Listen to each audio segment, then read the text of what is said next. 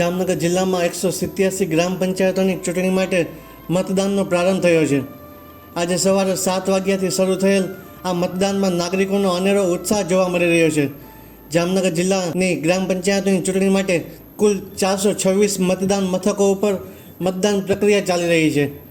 મતદારો ઉત્સાહ સાથે મતદાન માટે પહોંચતા સવારથી જ મતદાન મથકોએ લાંબી લાઈનો લાગી છે.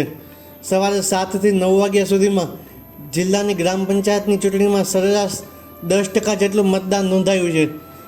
મતદારો પોતાનો મતાધિકારનો ઉપયોગ કરી શકે અને શાંતિપૂર્ણ રીતે મતદાન થાય તે માટે પોલીસ અને વહીવટી તંત્ર દ્વારા કામગીરી ચાલી રહી છે.